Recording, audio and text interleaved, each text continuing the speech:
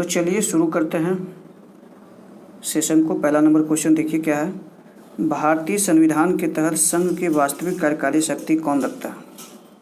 4 option देखिए रखा हुआ है, आप इसमें बताइए क्या इसका सही आंसर होगा। Who hold the real executive power of the union under the Indian constitution. जी, आपको बताना है कि कॉन्स्टिट्यूशन जो होता है, भारतीय संविधान के तहत एक्सिक्यूटिव पावर किसके पास होता है। तो याद रखिएगा इसका सही आंसर क्या होगा। ऑप्शन सी, मंत्रिपरिषद। जी, मंत्रिपरिषद के तहत ही जो मतलब कि रियल एक्सिक्यूटिव पावर होता है ना, वास्तविक कार्यकारी शक्ति, ये भारतीय संविधान के तहत मंत्रिपरिषद के पास होता है। बट एक्सिक्यूटिव पावर जो होता है ना, रियल एक्सिक्यूटिव, एक रियल पावर होता है, एक्सिक्यूटिव पावर होता है। रियल पावर केंद्र में पीएम के पास होता है और रियल पावर राज्य में सीएम के पास होता है। एक्सिक्यूटिव पावर केंद्र में किसके पास होता है? प्रेसिडेंट के पास। और एक्सिक्यूटिव पावर राज्य में किसके पास होता है? गवर्नर के पास, राज्यपाल के पास। तो आप ये याद रखिएगा। नेक्स्ट क्वेश्चन देखते हैं। क्वेश्चन नंबर 2, चंद्रमा की स्थिति जब वह पृथ्वी से सबसे अधिक दूरी पर हो तो उसे किस रूप में जाना जाता है? 4 ऑप्शन है, देखिए आप बताइए इसका क्या सही आंसर होगा।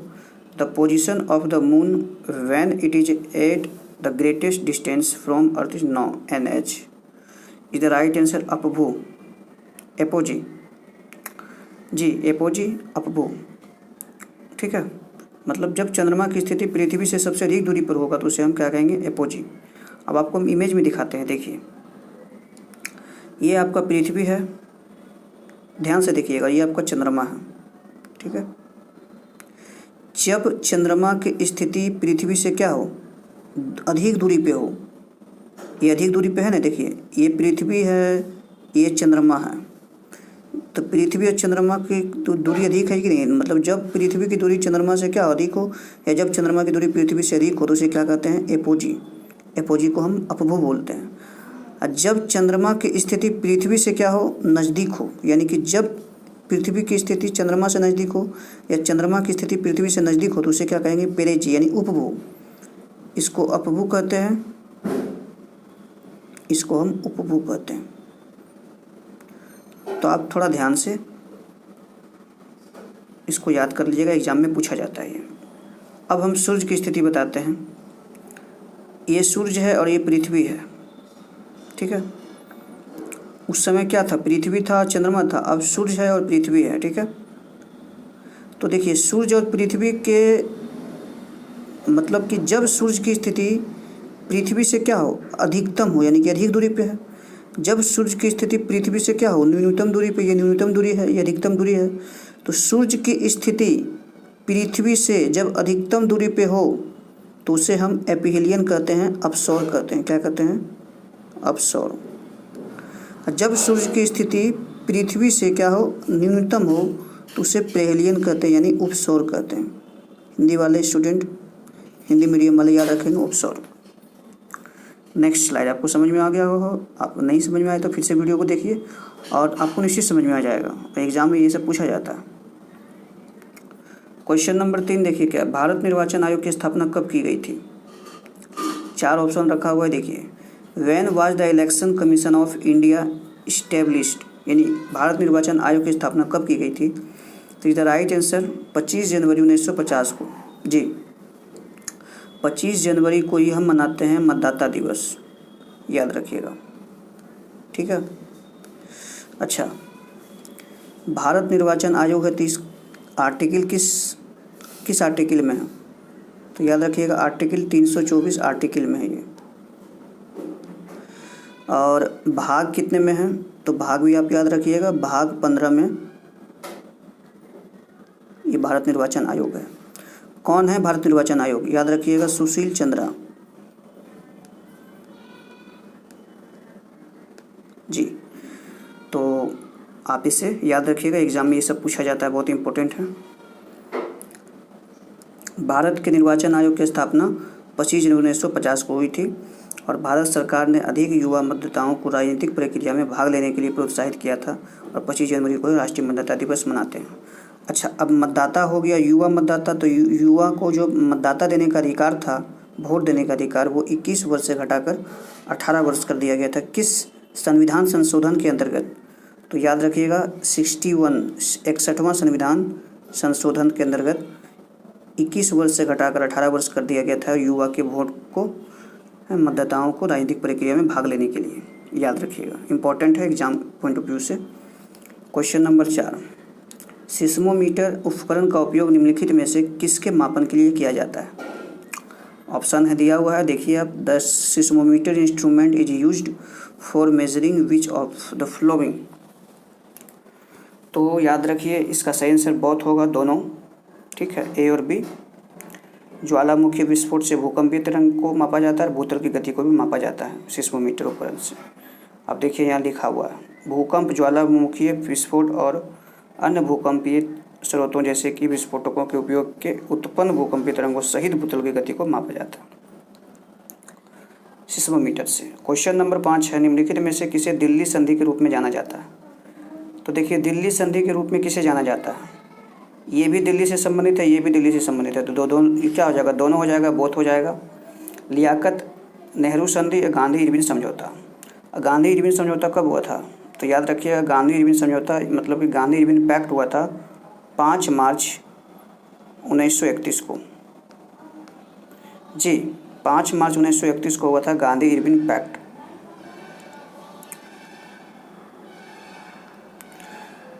अच्छा, 5 मार्च 1931 को तो गांधी इरविन पैक्ट हुआ था, लेकिन गांधी इरविन पैक्ट के तहत ही, गांधी इरविन समझौता के तहत ही गांधी जी जो है द्वितीय गोलमेज सम्मेलन में भाग लिए थे।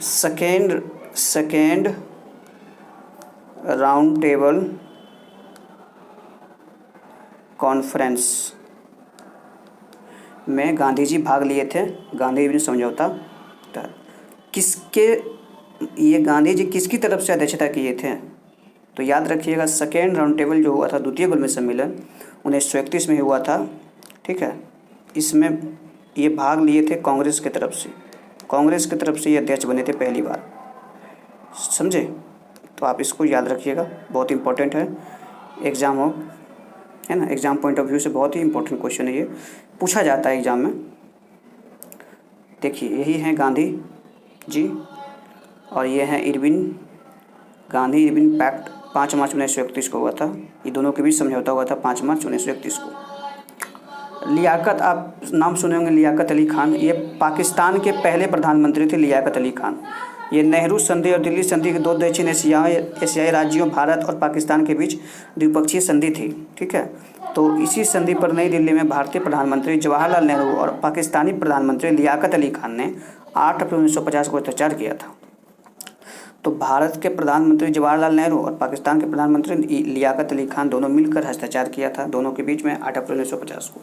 यहाँ से एक इम्पोर्टेंट क्वेश्चन बनता है, उसको ध्यान से सुनिएगा, एग्ज़ाम में है ना पूछेगा तो आप उसे आराम से हल कर सकते हैं।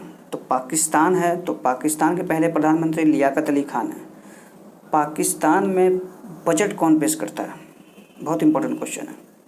प्रधानमंत्री वहाँ बजट पेश करते हैं, याद रखिएगा। और भारत में फाइनेंस मिनिस्टर यानी वित्त मंत्रालय बजट को पेश करते हैं। तो भारत में जब वित्त मंत्री बजट पेश करते हैं और पाकिस्तान में प्रधानमंत्री बजट पेश करते हैं, वह भारत के जो है ना फाइनेंस मिनिस्टर भी रह चुके हैं। कौन? लियाकत अली खान भारत के फाइनेंस मिनिस्टर भी रह चुके हैं ये।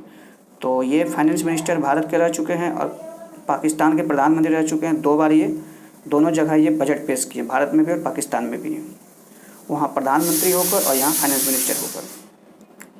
क्वेश्चन नंबर 6, निम्नलिखित धातु में से कौन प्रकृति मुक्त अवस्था में पाया जाता है?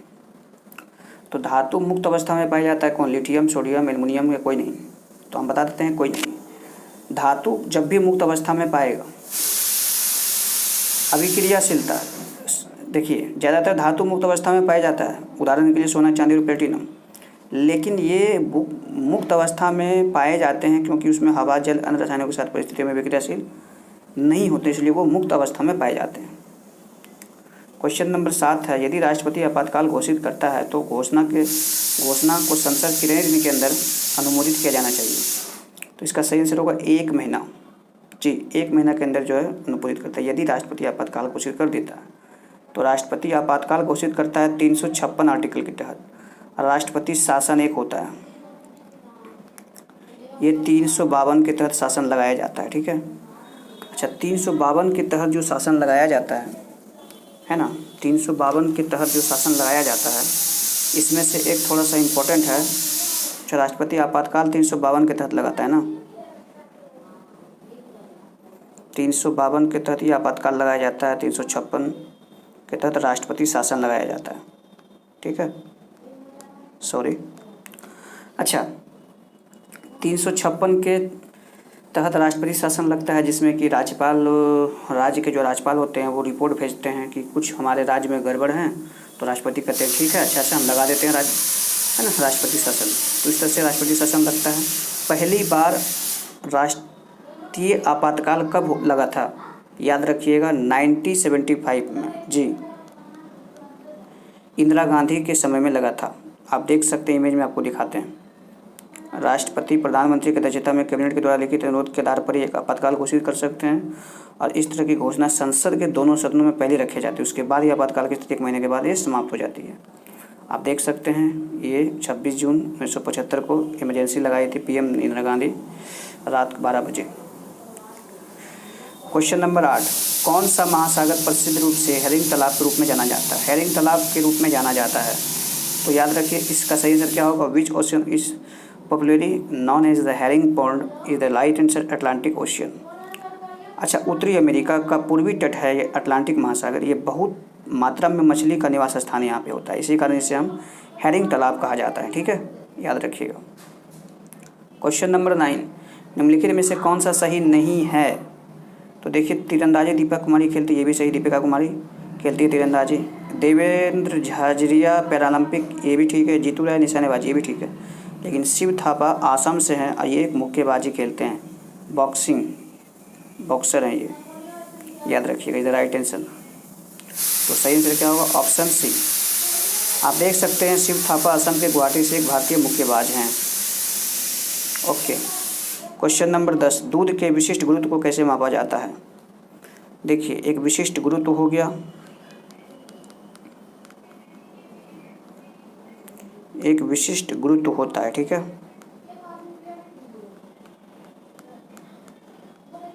एक विशिष्ट आर्द्रता होता है। ठीक है, एक विशिष्ट शुद्धता होता है। आपसे पूछा क्या है? गुरुत्व पूछा है ना। दूध के गुरुत्व को कैसे मापा जाता है? तो याद रखिएगा एरोमीटर, या इसको हम हाइड्रोमीटर भी कहते हैं। ठीक है, या इसको हम हाइड्रोमीटर भी कहते हैं या एरोमीटर भी कहते हैं। ठीक है, तो ये गुरुत्व हो गया विशिष्ट, दूध के विशिष्ट गुरुत्व को मापा जाता है एरोमीटर या हाइड्रोमीटर से। ठीक है, लेकिन जब आर्द्रता रहेगा और जब शुद्धता रहेगा ना, तो क्या करेंगे? आर्द्रता जब रहेगा तो हाइग्रोमीटर, मौसमी संबंधित की जानकारी हाइग्रोमीटर। जब शुद्धता रहेगा, जब दूध की शुद्धता को किससे मापा जाता है? लैक्टोमीटर से। दूध की शुद्धता जब रहेगा तो लैक्टोमीटर से मापा जाता है। तो ये आपको याद होना चाहिए। सही आंसर सी होगा। हाइड्रोमीटर या एरोमीटर एक ऐसा उपकरण है जो द्रव के पदार्थ के विशिष्ट गुरुत्व को मापता है और द्रव के घनत्व के अनुपात के जल की घनत्व तक। जी, हाइग्रोमीटर एक मौसम संबंधी उपकरण है जिनका उपयोग हवा की नमी को मापने के लिए किया जाता है, हाइग्रोमीटर। जी, क्वेश्चन नंबर 11 देखिए, इनमें से किसे चिकित्सा शिक्षा के लिए आईजी नोबेल पुरस्कार 2020 से सम्मानित किया गया है? आप बताइएगा, राजनाथ सिंह, वेंकैया नायडू या हर्षवर्धन या नरेंद्र मोदी? तो देखिए, इनमें से सबसे पहले चिकित्सा शिक्षा के लिए आईजी नोबेल पुरस्कार प्रधानमंत्री नरेंद्र मोदी को दिया गया है। आपको हम दिखाते हैं प्रधानमंत्री नरेंद्र मोदी के बारे में थोड़ा सा डिटेल। प्रधानमंत्री नरेंद्र मोदी को चिकित्सा शिक्षा के लिए आईजी नोबेल पुरस्कार 2020 से सम्मानित किया गया है। मोदी जी को कोविड-19 के महामारी को उपयोग करके दुनिया को सिखाने के लिए ये पुरस्कार दिया गया। राजनेता, वैज्ञानिक और डॉक्टरों की तुलना में ये जीवन और मृत्यु पर अधिक तत्काल प्रभाव डाल सकता है। ठीक है, पीएम मोदी आईजी नोबेल पुरस्कार से सम्मानित होने वाले दूसरे भारतीय। इससे पहले अटल बिहारी वाजपेयी को 98 में मिला था, ये याद रखिएगा। उन्हें परमाणु बम के आक्रामक शांतिपूर्ण विस्फोटक के लिए संयुक्त रूप से पाकिस्तान के प्रधानमंत्री नवाज शरीफ के साथ आईजी नोबेल शांति पुरस्कार जीता गया था, अटल बिहारी वाजपेयी को। लेकिन प्रधानमंत्री मोदी किसके साथ यह पुरस्कार जीते हैं, तो आइए देखते हैं। प्रधानमंत्री मोदी जो है ब्राज़ील के जायर बोल्सोनारो, यूनाइटेड किंगडम के बोरिस जॉनसन, मेक्सिको के आंद्रेस मैनुअल लेपुज ओब्राडोर, बेलारूस के अलेक्जेंडर, मतलब आप देख सकते हैं यूएसए के डोनाल्ड ट्रंप, तुर्की के रेसेप तैयब एर्दोगन, रूस के व्लादिमीर पुतिन और तुर्कमेनिस्तान के गुरबंगली, है ना, बर्दी मोहम्मद दोवेद, मतलब इसी के साथ ये पुरस्कार साझा किए थे मोदी जी को।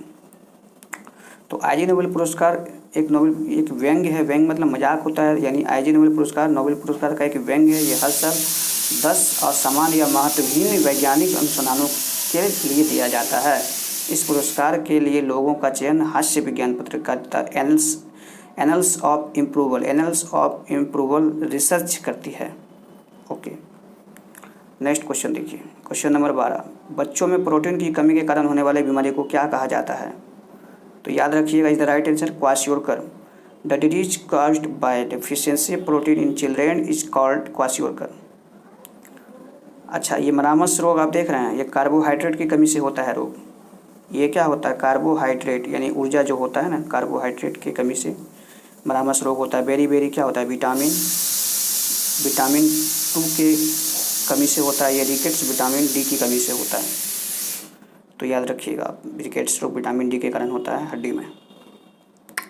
मरामस मुख्य रूप से कैलोरी और ऊर्जा की कमी के कारण होने वाली स्थिति है, जबकि क्वाशियोरकर एक संबंधित प्रोटीन को इंगित करता है। ये प्रोटीन की बीमारी है ना, क्वाशियोरकर ये बच्चों में होता है, देख सकते हैं आप। राज्य में लोकसभा सीट के बारे में निम्नलिखित में से कौन सी जोड़ी सही नहीं है? तो देखिए, बिहार में 42 नहीं है, बिहार में 40 लोकसभा सीट है। 42 आपका वेस्ट बंगाल में लोकसभा सीट है, और सबसे ज़्यादा लोकसभा सीट उत्तर प्रदेश में होता है, 80 है। ठीक है, याद रखिए, is the right answer. Question number 14, हाल ही में किस देश में सैन्य अभ्यास क्वाकज 2020 की मेजबानी की, जो हाल ही में खबर में देखा गया? तो एक क्वाकज ये क्या है? ये सैन्य अभ्यास है, ये भी रूस के बीच हुआ था। ठीक है, तो आइए दिखाते हैं आपको। रूस 15 सितंबर से 27 सितंबर तक क्वाकज 2020 नामक एक बहुपक्षीय त्रिशैवा सैन्य अभ्यास की मेजबानी की है। जी, चीन, शंघाई संगठन, तुर्की और ईरान के सदस्यों ने भी इसमें भाग लिया। क्वेश्चन नंबर 15, निम्नलिखित में से कौन भारत की पहली मुख्य न्यायाधीश है? भारत की पहली मुख्य न्यायाधीश पूछा है, तो इनमें से कोई नहीं होगा। भारत की पहली मुख्य न्यायाधीश कौन है? इनमें से कोई नहीं। अब देखिए, BS रमा देवी या फतिमा बीबी, आइए देखते हैं इसको। एम फतिमा बीबी भारत के सुप्रीम कोर्ट यानी सर्वोच्च न्यायालय के पूर्व न्यायाधीश थे। ठीक है, 1989 में सर्वोच्च न्यायालय में नियुक्ति हुई थी। एम फतिमा बीबी भारत के ये सर्वोच्च न्यायालय का हिस्सा बनने वाली पहली महिला न्यायाधीश बनी और देश की किसी भी उच्च न्यायपालिका में नियुक्ति होने वाली पहली मुस्लिम महिला भी थी। BS रमा देवी को देखते हैं। 26 नवंबर 1990 से 11 दिसंबर 1990 तक ये भारत के 9वें मुख्य चुनाव आयुक्त थी। तो भारत के मुख्य चुनाव आयुक्त बनने वाली पहली महिला थी कौन? BS रमा देवी मुख्य चुनाव आयुक्त बनने वाली थी पहली महिला। क्वेश्चन नंबर 16, भारत में कच्छ रण क्यों प्रसिद्ध है? कच्छ रण क्यों प्रसिद्ध है? तो कच्छ रण डेजर्ट जहाँ होता है, ठीक है, कोस्टल एरिया, समुद्री तट है ना, तटीय एरिया, कोस्टल को कहते हैं तटीय एरिया। ठीक है, डेजर्ट यहाँ नमक पैदा होता है, याद रखिएगा। डेजर्ट में क्या होता है? नमक यहीं पे होता है डेजर्ट में। तो ज्वार और भाटा के लिए हम भारत के कच्छ रण प्रसिद्ध हैं। तो आइए देख लेते हैं एक बार। बृहद कच्छ का एक रण एक नमक दलदल क्षेत्र भारत के गुजरात के कच्छ जिलों में थार रेगिस्तान में स्थित होता है, और ये ज्वार भाटा के लिए प्रसिद्ध होता है। ठीक है, क्वेश्चन नंबर 17 को देखते हैं। ताजमहल निम्नलिखित में से किस स्थापत्य शैली का प्रतिनिधित्व करता है? 4 ऑप्शन देखिए रखा हुआ है। Taj Mahal represent which the flowing architectural style. तो देखिए, फारसी सही आंसर क्या होगा? फारसी। इनमें से सभी, फारसी नहीं, इनमें से सभी होगा। फारसी भी होगा, इस्लामिक भी होगा, तुर्की भी होगा। तो ताजमहल किस स्थापत्य शैली में प्रतिनिधित्व है? इस्लामिक, फारसी, तुर्की सभी में। ठीक है, और फारसी क्या, ये एक आर्किटेक्चर इंजीनियर था, याद रखिएगा। तो ये ताजमहल वास्तव में फारसी, इस्लामिक, तुर्की और भारतीय समेत कई वास्तुशिल्प शैलियों का प्रतिनिधित्व करता है।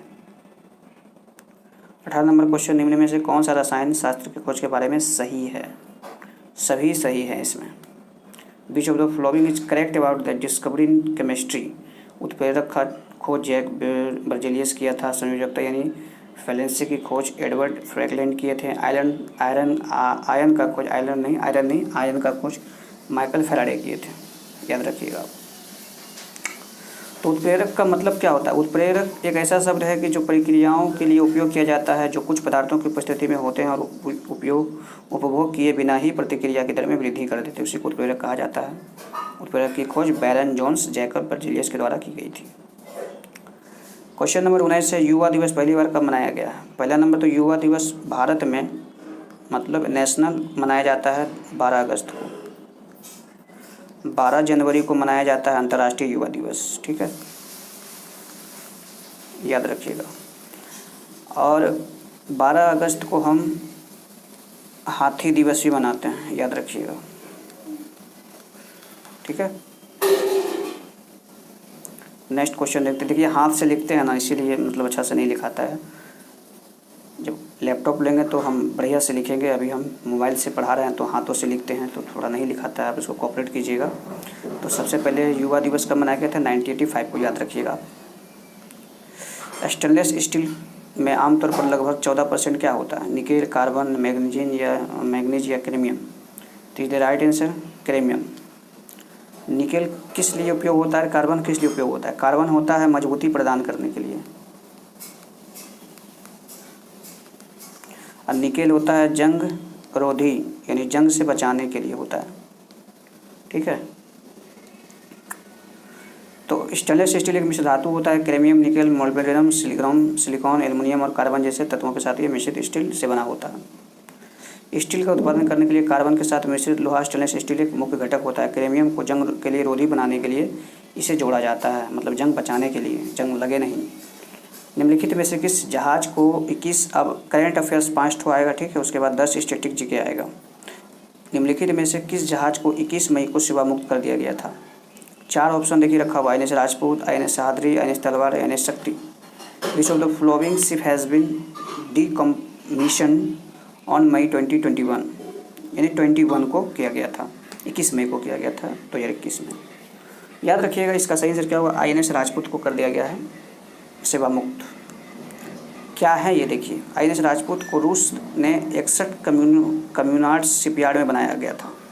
इसका मूल रूसी नाम क्या है? नादेजनी। याद रखिएगा, इंपॉर्टेंट क्वेश्चन है, एग्जाम में पूछ सकता है कि INS राजपूत का मूल रूसी नाम क्या है? तो नादेजनी था। 41 वर्षों तक ये सेवा प्रदान किया था, उसके बाद इसे विशाखापट्टनम के नौसेना डॉकयार्ड में से बंद कर दिया गया है, जाएगा नहीं, कर दिया है। क्वेश्चन नंबर 22, निम्नलिखित में से कौन पहले भारतीय कोरियोग्राफर बने जिन्होंने प्रतिष्ठित वर्ल्ड कोरियोग्राफी अवार्ड 2020 जीता है? तो सही क्या होगा? सुरेश मुकुंद। सुरेश मुकुंद को ये अवार्ड दिया गया है, कोरियोग्राफी अवार्ड जीते हैं भारतीय कोरियोग्राफर। देखिए सुरेश मुकुंद 10वां वार्षिक वर्ल्ड कोरियोग्राफी अवार्ड 2020 जीता है ये। और सुरेश मुकुंद ने hit American TV reality show और वर्ल्ड है ना, वर्ल्ड ऑफ डांस के में भी अपने काम के लिए टीवी रियलिटी शो में प्रतियोगिता श्रेणी से पुरस्कार ये जीता है। जुलाई 2021 में श्रीलंका के दौरान टीम इंडिया को कोच कौन था? जुलाई 2021 में श्रीलंका के दौरे के दौरान टीम इंडिया का कोच कौन था? Rahul Dravid ji, is the right answer, Rahul Dravid थे। भारत के पूर्व कप्तान राहुल द्रविड़ जुलाई 2021 में श्रीलंका के खिलाफ सीमित ओवरों की श्रीलंका श्रृंखला के दौरान टीम इंडिया के कोच थे। 2014 में इंग्लैंड के दौरे के दौरान टीम के साथ बल्लेबाजी सलाहकार के रूप में ये काम करने के बाद भारतीय टीम के साथ द्रविड़ का यह दूसरा कार्यकाल था। नेक्स्ट क्वेश्चन है क्वेश्चन नंबर 24।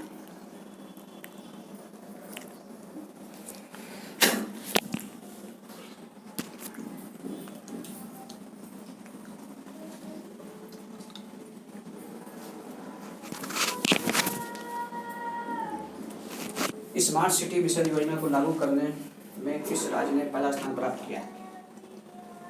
जल्दी से बताइए।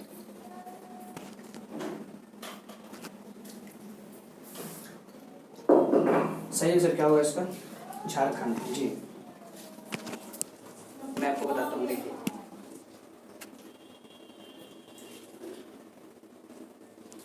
स्मार्ट सिटी विकसित करने के लिए 2015 में लॉन्च किया गया था, ठीक है। मिशन के तहत इसमें 100 शहरों को स्मार्ट सिटी के रूप में विकसित करने के लिए चिन्हित किया गया था, जिसमें कि यह राज्य सहयोग से शहरी विकास मंत्रालय द्वारा कार्यान्वित किया गया था, याद रखिएगा। क्वेश्चन नंबर 25 करंट अफेयर्स है। निम्नलिखित में से कौन सा राज्य महतारी दुलारी योजना के तहत कोरोना काल में माता पिता को होने वाले बच्चों को पढ़ाई का खर्च उठा रहा है? तो पढ़ाई का खर्च उठा रही है। होने वाले बच्चे जो थे, जितने माता पिता के होने वाले बच्चे हैं, जो माता पिता को खो चुका है, वो जो बच्चे हैं उनको पढ़ाई का खर्च उठा रहा है। कौन उठा रहा है? कौन सा सरकार? गुजरात, झारखंड, छत्तीसगढ़, हिमाचल प्रदेश। राइट आंसर हिमाचल प्रदेश जी। अब स्टैटिक जी के देखते हैं, थोड़ा सा इंपॉर्टेंट फटाफट निकालते हैं। क्वेश्चन नंबर 1 भारत के पहले चुनाव आयुक्त का नाम क्या है? Name of the first election commissioner of India is the right answer Sukumar Sen. Question number 2 है कार्यकाल में मरने वाले पहले मुख्यमंत्री कौन है? First chief minister of died in office is the right answer Gopinath Bardoloi ji. Next question है क्वेश्चन नंबर 3 दक्षिण भारत के प्रथम प्रधानमंत्री first prime minister from south India is the right answer P V Narasimha Rao या गुजरात या कोई नहीं? Is the right answer P V Narasimha Rao is the right answer ji. Next question है क्वेश्चन नंबर 4 संयुक्त राष्ट्र महासभा की पहली एशियाई महिला अध्यक्ष कौन थी? 4 ऑप्शन लिख रखा हुआ। Was the first Asian women president of UN central assembly is the right answer क्या होगा? Is the right answer Vijayalakshmi Pandit is the right answer संयुक्त राष्ट्र महासभा की पहली एशियाई महिला अध्यक्ष है। नेक्स्ट क्वेश्चन है क्वेश्चन नंबर पहले भारतीय आईएएस अधिकारी कौन है? First Indian IAS officer is the right answer बताइए जल्दी कौन से? सत्येंद्र नाथ टैगोर जी। नेक्स्ट क्वेश्चन देखते हैं क्वेश्चन नंबर 6 सार्क की पहली बैठक आयोजित कहाँ की गई थी? The first meeting of the SAARC was held in Dhaka Bangladesh is the right answer. Question number 7 है भारत के नेतृत्व में अफ्रीका फंड आक्रमण उपनिवेशवाद और रंगभेद के खिलाफ के द्वारा स्थापित किया गया था। तो इज द राइट आंसर ये सब नाम होगा ना? नाम जी, नाम। भारत के नेतृत्व में अफ्रीका फंड उपनिवेशवाद और रंगभेद के खिलाफ जो स्थापित हुआ था, ये सब नाम जिसे हम कहते हैं गुड निरपेक्ष आंदोलन, इसी के द्वारा ये स्थापित किया गया था। ट्राइडेंट जंक्चर अभ्यास ये किसका एक सैन्य अभ्यास है? तो ट्राइडेंट जंक्चर अभ्यास ये नाटो का अभ्यास है, याद रखिएगा। आपको डिटेल में बताते हैं, देखिए। ट्राइडेंट जंक्चर 18 अक्टूबर और नवंबर 2018 में नॉर्वे के एक अनुच्छेद 5 सामूहिक रक्षा परिदृश्य के साथ आयोजित नाटो का एक नेतृत्व सैन्य वाला अभ्यास है। क्वेश्चन नंबर 9 देखिए स्टैटिक जीके में निम्नलिखित में से कौन सार्क का सदस्य है? 4 ऑप्शन देखिए। विच रोविंग is the member of SAARC? Bhutan, Afghanistan, Maldives, ये सभी होंगे सार्क के सदस्य। याद रखिए सार्क में कितने सदस्य आते हैं? 8। देखिए 8 सदस्य यहाँ पे दिया हुआ है मेंशन, आप इसे स्क्रीनशॉट ले लीजिए। सार्क में 8 सदस्य हैं। अच्छा क्वेश्चन नंबर 10 ये देखिए आपका होमवर्क में रहेगा, आप इसे कमेंट में बताइएगा कि निम्नलिखित में से कौन सा सदस्य नाटो का 29वां सदस्य बना है? आप हमें कमेंट में बताइए। अगर आपको वीडियो ये अच्छा लग रहा है तो आप इसे लाइक कीजिए, शेयर कीजिए, सब्सक्राइब कीजिए मेरे चैनल को पहली बार आए तो दोस्तों में शेयर कीजिए ताकि उसे भी तैयारी करने में असुविधा ना हो। और जो भी पढ़ते हैं उसको यहाँ से फ्रेश कीजिए। आपको एग्ज़ाम, अगर आपका नज़दीकी एग्ज़ाम है 2-4 महीना, 5 महीना, 6 महीना में, तो आप यहाँ से बहुत सारी चीज़ें सीखेंगे और आपको एग्ज़ाम में हेल्प मिलेगा जी के जीएस में। तो मिलेंगे फिर नेक्स्ट वीडियो में इसी तरह। तब तक के लिए जय हिंद, धन्यवाद, अपना ख्याल रखिए, बाय बाय।